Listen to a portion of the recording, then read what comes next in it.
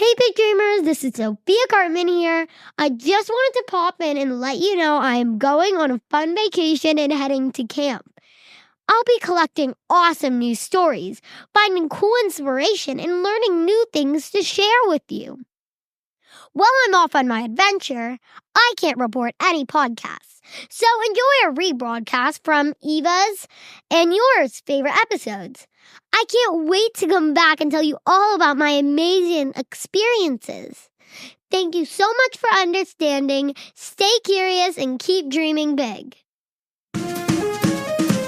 Welcome to the Dream Big Podcast Show. We're inspiring you to shoot for the moon, take aim and go. We bring to you amazing guests who truly love what they do. Every day they're living their dreams, and so can you. Dream big, take action to reach your goals. Are you pumped yet? It's showtime, let's rock and roll. Hi, it's Eva Karpman, and you're listening to the Dream Big Podcast Show, the place to go to learn, laugh, and grow.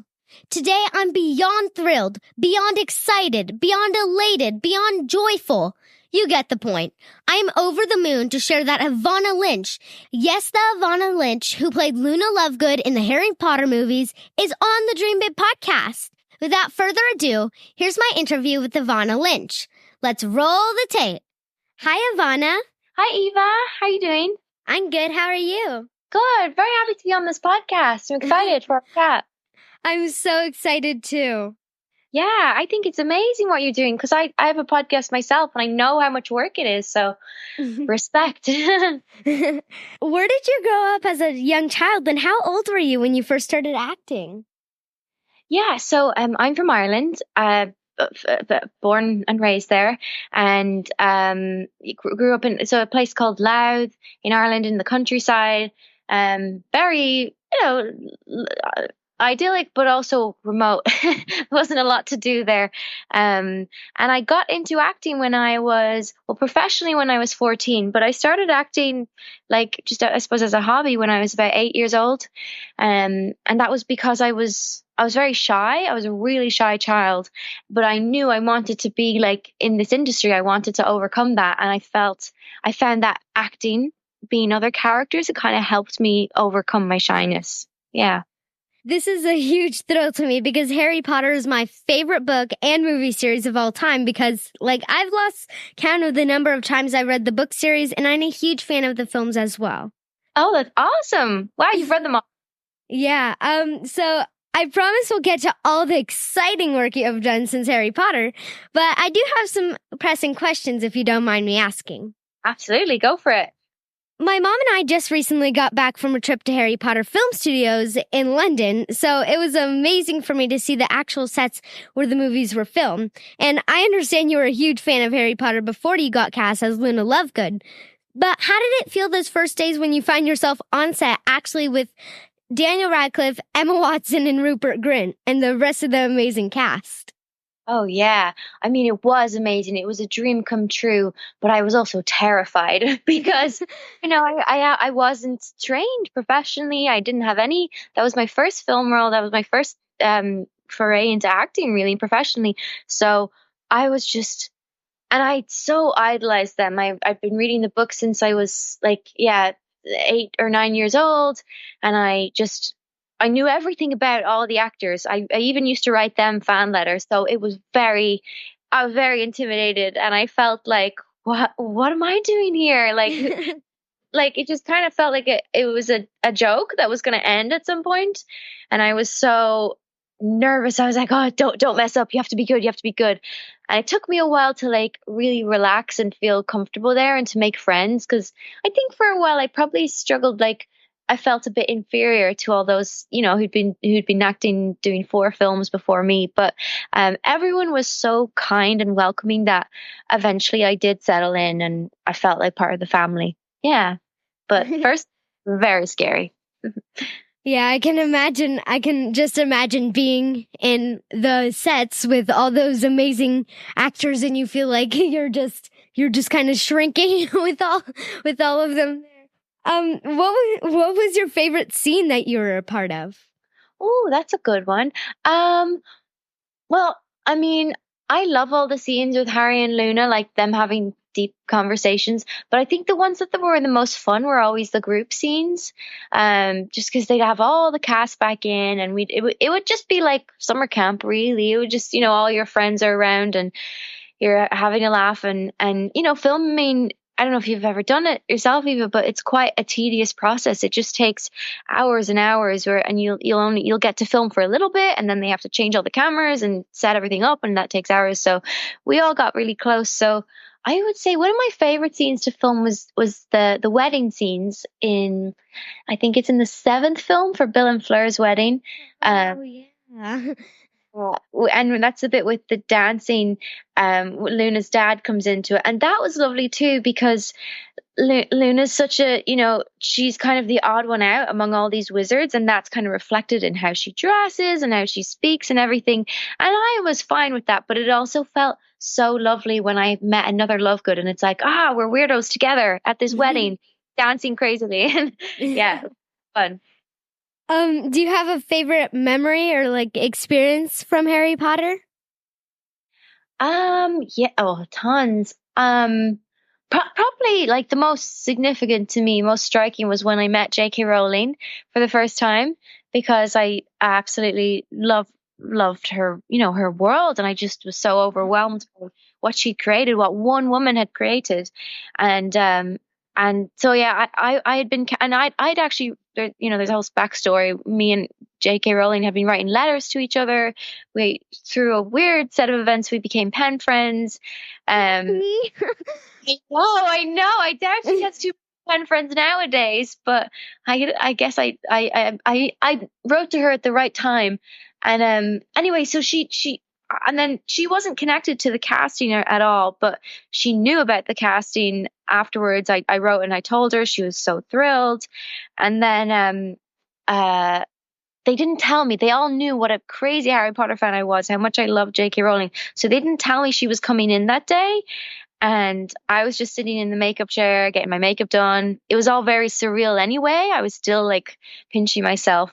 And then she just walked into the room, and I didn't register that it was her, because, you think she's this just amazingly talented, super famous, legendary writer.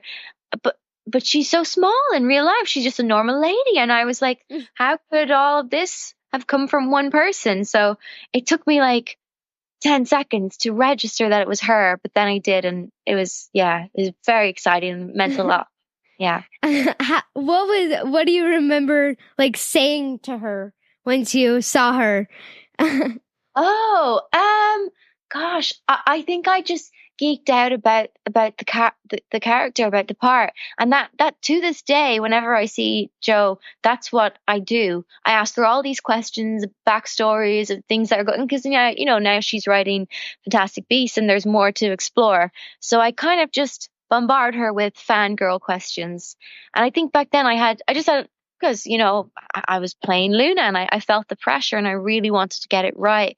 So I asked her, I think I asked her a lot about just Luna's journey throughout this movie, and there was all that stuff about her. She was the weirdo in school and not having friends. And so I asked, I think we had a conversation about how that feels to Luna. Like, how does she stay positive when nobody really accepts her? So yeah, character questions.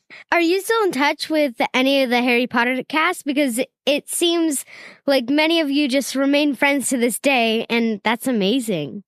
Yeah, absolutely.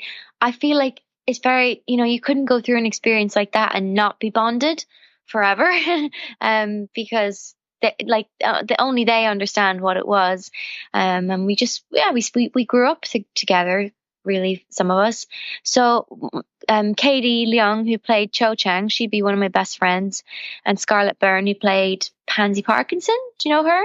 Mm-hmm. Wait, it's so funny because like all these characters that are from different houses, and some of the houses like hate each other, but they're still friends. So true. I know. Yeah, maybe not Hogwarts, but in real. And I find that, again, because I'm a nerd, all my friends and we all have our houses and they're all from different ones. And I think it's good to have that balance because different types of people make choices different way. And I think that's reflected in the houses. But yeah, you're right. I'm friends with a lot of Slytherins, and sometimes I worry about that, but I like them. I really admire their qualities. What house are you, Eva? I'm in Gryffindor. Are you? Okay. Not surprised at all. You obviously landed a dream role as Luna Lovegood, but I was hoping you can share with our big dreamers what it was like to audition for roles where you didn't get the part and how you have been able to keep up your head and just keep at it even when you don't get the role that you're excited with and just stay positive. Yeah, absolutely. You're right. Like that is a big part of the job, and that's the hard part of the acting job, really, that you face much more rejection than you would think. But I think for me, it's all about gratitude, focusing on what I have. Like, there was sometimes I'll miss out on roles and I'll be devastated, ones that I really wanted, I really worked hard for, and I'll get angry or whatever. I'll be like, I'm gonna quit. I can't do this. But then I think back to, remember when I was like, 12 years old, and I was dreaming about being in Harry Potter, and I was like, that's all I want in the world, and that will make me happy, and that's it. And then I have to be like, I've got the opportunity to do so many amazing things, and I trust the universe knows what's best for me, has something better lined up, and you learn from every rejection. But I do also think it's really important to keep a strong, tight group of positive people around you. So people who will help you come back from this and help you stay on track with your dreams. Because I think in the past I've had friends or maybe some family members who, if I didn't get a role, they'd be like, oh, you know what? They kind of echo my dark thoughts. They'd be like, well, maybe you're not cut out for this. Maybe you should do something else. And I really learned that the key in those situations is to not go talk to those people. It's to go and talk to your friends who are going to be like, no, stop feeling sorry for yourself. You are healthy. You are happy. You have all this opportunity. You can go out and make your own films. Like those kind of people who push you to be your best self and to focus on what you have. I think that's really important. Yeah, that's a huge lesson for big dreamers out there. You just gotta keep on going, think about the positive instead of the negative, and also surround yourself with positive people instead of people who bring you down. Exactly. And it's really infectious, that energy. I don't know where it's from, but there's a saying that you're the average of your 5 closest people. And I think there's a lot to that yes, if you're around people who are negative or who worry a lot or who don't believe themselves capable of achieving their dreams, that will kind of start to affect your mindset. So you have to be around people who inspire and uplift you. I think you're onto something there with that. Yeah. Yeah. And you also gotta just kind of have people and unite. Like JK's, one of her most famous sayings is, we are as strong as we are united, and we are as weak as we are divided. So you've got to stay together and have friends. Is that a joke quote? That's amazing. Where's that from? I think JK Rowling, I don't know. I don't know if it's from a movie or, I just saw it online one day and I was like, that's a good one. Yeah. Very well. Yeah. So most Harry Potter fans know you as Luna Lovegood, but Harry Potter filming wrapped up in 2010, and I know you've been up to many exciting projects since that time, and I'd like to ask you about it. So first, I know you're a huge animal lover, and I am too. So can you share how you've become an activist for animal rights? Yeah.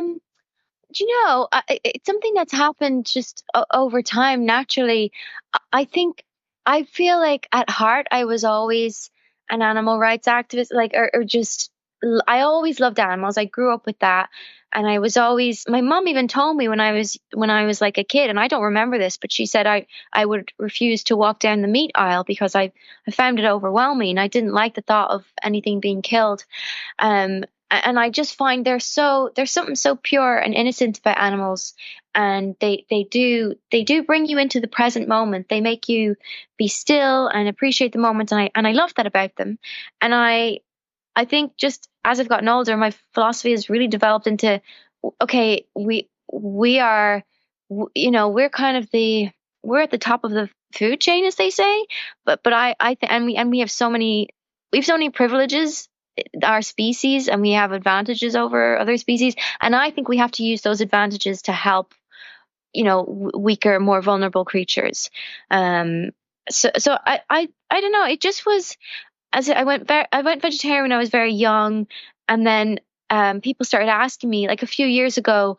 I started doing more activism because I found, when you're in a position, when you have a platform, when you have a certain type of celebrity, people are always asking you to support causes. And I was overwhelmed by everything. And then I really felt, I kind of asked myself, I was like, okay, what do you really care about? Because all of these causes are so worthy and valid, and I want to help everyone, but you'll get burnt out if you try and do that. So I really narrowed my focus. I was like, what is the thing that most upsets me, that most breaks my heart? And that's when I realized, yeah, it's animal cruelty. It's when I see animals suffering, I just, everything in my body wants to stop that injustice. So, yeah, and then as I say, people started asking me why I wasn't vegan. And so I did a bit of research. I read a book called Eating Animals, and then I just was like, oh, this is me. This is what I believe. So yeah, for me, animal rights and veganism kind of go hand in hand now. Yeah, I think this is such important work, Evanna, because when you think about it, animals are not able to defend themselves. So without activists like you, they would be completely defenseless. So I applaud you for the work you're doing. Thank you. Thanks. I agree with you on that. Yeah, they're and they don't have a voice. They don't communicate the same way. So we have to be their voice. Yeah. I know that you're proud vegan, which you just said that how you just stop eating meat. But for some of the younger big dreamers out there, what exactly is veganism? Yeah, sure. So there's a lot of ways to define it. I would say veganism is kind of about being a bit, well, it's abstaining from animal products for one thing, because of the cruelty, because animals have to lose their lives for that. But it's just like about it's about non-violence and non-suffering. There's a word in I think it's in Sanskrit. It's like a word from yoga called ahimsa, which means non-violence, and it's like a practice of trying to live your life without harming people, beings, just without harming and hurting other living beings. And that's what I see veganism as, that it's doing your best to be kind and to help others, and to not let there be more suffering than there needs to be. Yeah, I don't know if I've explained that very well, but yeah. Yeah, and I love, Evanna, how you not only make those decisions, but you're really taking time out of your schedule to spread the word that animals should not be taken for granted, and that they're just as much as human beings as we are. Yeah. Or just like, yeah, beings, that they're sensitive and they feel, they're like, people get caught up thinking about, oh, are they what they're not as intelligent, so it doesn't matter as much. But it doesn't really matter like how intelligent they are. It's the fact that they can feel things. And anyone who's, I'm sure as an animal lover, anyone who's spent time with animals can like and has a pet, has a bond with them, knows that they feel the same feelings we do, and maybe in different ways. And I think that's enough of a reason not to harm them. Yeah. Yeah. I know you have a podcast called Chick Peeps Pod, which you co-host. How has that experience been for you? Oh yeah, super fun.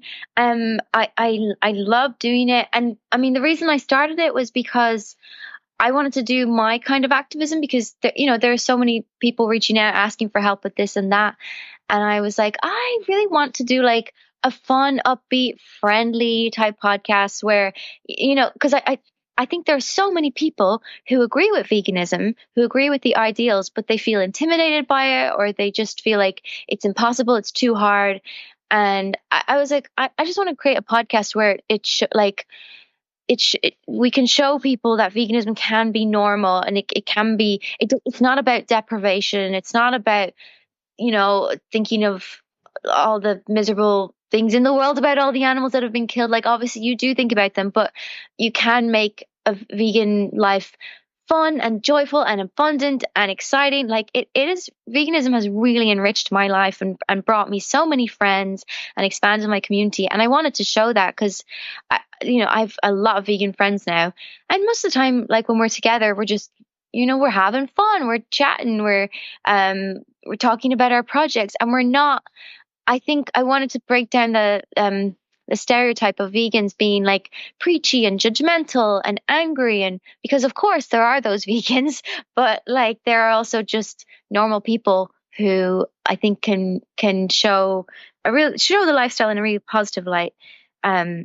A friend and another, a writer, actually a vegan writer, she has this term that she calls attractivism, and she says it's about doing activism by being like your best self, so being your most radiant, full, just happy self, and being an example to people. Because I think there's two ways of doing it. You can go around and tell people, here's why you should be vegan, here's what you should do, or you can just like really focus on being the best kind of vegan you can be, living a vibrant life and being really inspired. And then people will start gravitating towards you and be like, what are you doing? What is it about you? How do you do this? And so that's kind of our thinking behind the podcast. It's attractivism, if you will. Obviously, I'm a huge fan of podcasts, and if you're having a conversation with friends and you're passionate about something, you might as well record it and put it online, and that can inspire others, right? That's so true. Yeah. Yeah, there's so many times where I'm sure you have this, probably why you have your podcast, where you find you're having a really great, inspiring conversation with someone who you're just comfortable with, and you're like, oh, I want to share this with the world. So, yeah. And I just think what you're doing is wonderful for animals. And also, I know that you have a company called Kinder Beauty Box, and it sends monthly beauty products that are vegan and cruelty-free. So can you share how you've managed to take what you're passionate about and actually turn it into a business? Yeah. So first of all, it's actually Kinder Beauty, but you're not the first person to. No. A lot of people, and a lot of German people, because in German it means children, and people are like, you're making a children's box? It's no. So it's about Kinder. And yeah, I mean, that all came about.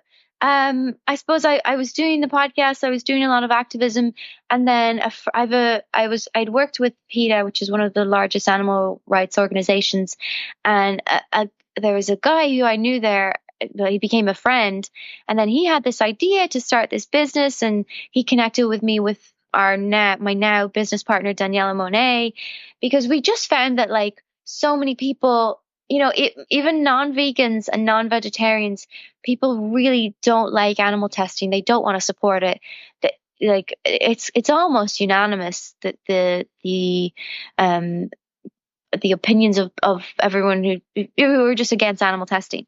So we were like, why is it that, so many people are against animal testing and yet they don't have cruelty-free products? And it's just because it's a bit harder to do. It's a bit more obscure.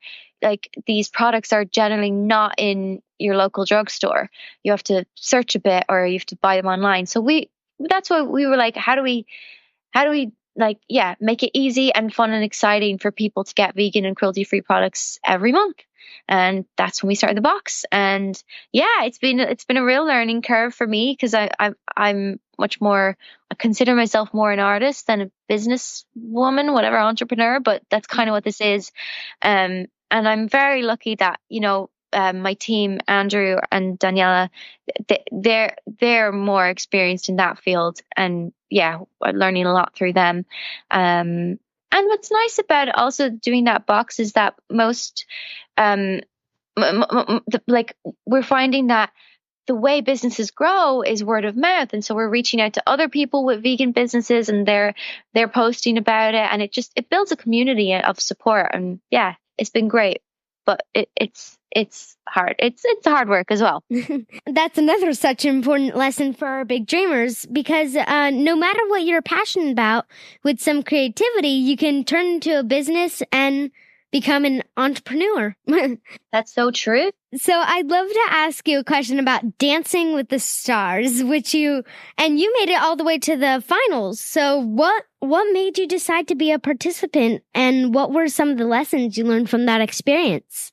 Oh my gosh. I mean, I was so excited when that opportunity came along.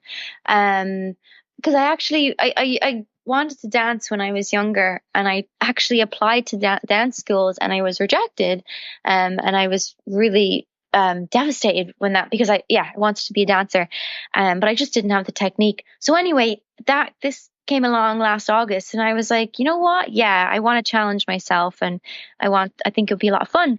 So I immediately said yes, and I had the best time. I think I really learned lessons in positive thinking on that show. Like I found, if I don't watch my thoughts, if I don't tell myself to think positive, I can slip into, just really negative patterns of thinking, and always anticipating the bad thing happening, and always worrying. And I noticed that with my partner, my dance partner, Keo. Like during the first few shows, well, every show, I was always so nervous. I've never been so nervous in my life. And I would just say to him, I'd be like, what do we do if I fall? What are we going to do? I'm going to fall. And when I spin? And he would just go, you're not going to fall. And I'd be like, but what if I do? And he goes, no, you're not going. And he really taught me. He wouldn't even let me think about, he wouldn't let me waste my time and my energy on visualizing myself, messing it up. He forced me to think positive. And that's really true, that like, say in dancing, if you're imagining it, and you imagine you're going to go out there, and you think about how all the ways you're going to fall, you will fall. You will definitely fall. It's just your mind creates that. But if you just focus on like what you want to achieve, and the positive outcome, and focus on, I had to learn to visualize every dance before we did it. I would sit in my trailer, and I would visualize it going really well, and it being better than ever.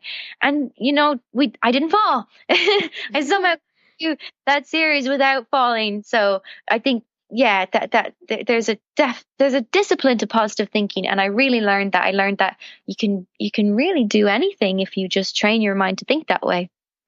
Well, you did phenomenal, and I watched some of your videos on YouTube, and you couldn't tell that you were nervous at all. You look like a pro. Oh, thank you. Thanks. I was. What's your favorite thing to do when you're not working? Oh, reading. Definitely reading. I love. You're like me. Oh, really? Yeah, I love to read. I read any chance I get, mostly HarryPotter books, but. Oh, yeah. No, well, that's where I started too. I think it's great. That universe is so rich. It's amazing. But yeah, I think probably my favorite thing is to go to the park on a sunny day with a couple books, and that's it. Just read. Yeah. If you go back in time and talk to your 10-year-old self, what would be the best advice? Oh, yeah, good question. I would say probably kind of what I just mentioned there before, that to focus on and it's hard when you're 10 to find the right people, but to focus on people who are inspiring and kind and make you feel good. And then I would tell myself to pour my heart into things that I love, and that self-love will come through that. Because when I was 10, I really didn't like myself. I really felt uncomfortable, and I felt I had to do a lot of things I had to change a lot about myself to be worthy of anything, to fit in, or to be accepted, or to be loved, or anything. And people say, oh, you have to love yourself. No one will love you until you love yourself. And I think that's like, that in an ideal world, yeah, you would just love yourself. But for some people, it's more of a journey, and it's hard, and you can't just get that self-love overnight.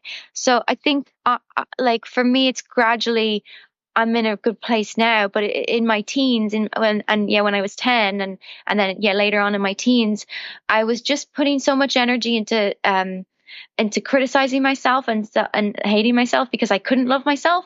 And I think I would tell my 10-year-old self, focus on the things you love, and then you'll learn to kind of love yourself by default. Yeah. And I would tell my 10-year-old self to keep a journal as well. Did you keep a journal when you were younger? I did for a bit, yeah, but not consistently. But whenever I find those ones, I'm like, oh, I totally forgot that happened. I think they're so useful. They're such a good archive of things that you will completely forget about.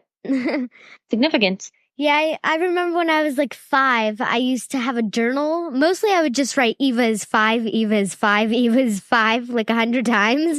But yeah, I wrote about some fun experiences. Oh, well, it's nice for you. I mean, I don't know if you keep a journal, but your podcast is kind of like your online journal. You have these conversations forever. They're recorded, and you can look back in 10 years and be very proud of yourself. Yeah. What trait do you have that like enabled you to take your big dreams and just make them reality? Oh, what trait? That's a cool question. I would say curiosity.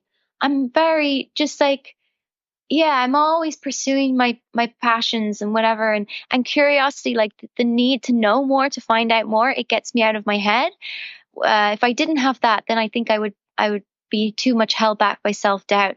But when you're really passionate and obsessed with something, it just takes you out of yourself, and it makes you pursue that thing relentlessly, despite, at the age of 14, I was like, I'm going to go be in a Harry Potter movie. And I was just curious. I loved the world. I loved Luna. I just wanted to know more. And if I'd listened to all the people around me saying, oh, that's totally impractical, what are you talking about? That's never going to happen, I would never have started. So I feel like having that curiosity propelled me to pursue those things.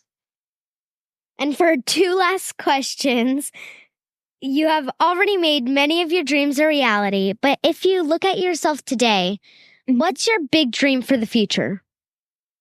Oh, my next big dream is to write a book. Yeah, and that's a big one. That's what I'm working on at the moment. Kind of, I'm finishing a play, and then I'm going to focus on that. But yeah, like we were just talking about, I love books. I've always written, and I just feel like that's, yeah. But I'm also terrified. Writing is very scary because it's such a solitary activity. But that's I also wanted to write a book when I was younger, and I still do. And like that was one of my big dreams, along with meeting J.K. Rowling and having her on my podcast. Cool. But yeah, I just when I was younger, after I read the Harry Potter books for the first time, I just decided I'm going to write a book. But it's obviously way harder than that. And seeing what J.K. accomplished. Yeah, but I don't think you can let yourself think, oh, it's really hard, because you have everything. You have the work ethic, you have the drive, you're super smart. Like, it's not going to be hard for someone like you. I think it's just a matter of putting in the hours. You can do it. You can do it too. Thank you. Trying. And for our very final question, where can our audience find out more about you? Well, I have social media. I have Instagram. Instagram's the one I use the most. I find it fun. I post a lot of cat pictures on there, my cat. And then I'm on Facebook and Twitter. I think it's all under Evie Lynch, EVYLYNCH, or Miss Evie Lynch. And then if my podcast is Chickpeeps, thechickpeeps.com. If you want to check out, we are currently on hiatus because all of us have other jobs. We've been on a long hiatus, but we're coming back in May, June time. So yeah, that's where you'll find me. Yeah. So big dreamers out there, make sure to check out Evanna on Instagram, Facebook, Twitter, the Chick Peeps podcast, and then Kinder Beauty Box. Yeah. Thank you so much. Thank you, Eva. And thank you for what you're doing. I think you're amazing. Like, I wish I had had your positivity and your drive at that age. I think you're just doing incredible, and you're doing incredible for so many people who are listening. And yeah, I'm so inspired by you. So thank you for having me on. Thank you. And you and the rest of the cast of Harry Potter all inspired me to actually do the podcast because like they did film and I just wanted to talk also. So thank you so much. Yeah, thank you, Eva. Simply amazing. Thank you again, Evanna, for being a guest on the Dream Big podcast. It was such a thrill and exceeded all of my expectations, which were very, very, very high. Did you enjoy this special episode? If so, please tell your friends and family about the Dream Big podcast. If everyone listening can just tell one person about this episode, that would lead to a chain reaction that would get the Dream Big podcast in front of so many new people, which would be amazing. If you haven't already, be sure to hit the subscribe button so that you can be notified whenever we release a new episode. Thank you so much for tuning in. This is Eva Karpman reminding you that you have unlimited potential. Your dreams are not optional, you need to make them essential. So take massive action to turn those big dreams into reality. Live with passion the way life is meant to be. I'll see you next episode. Bye!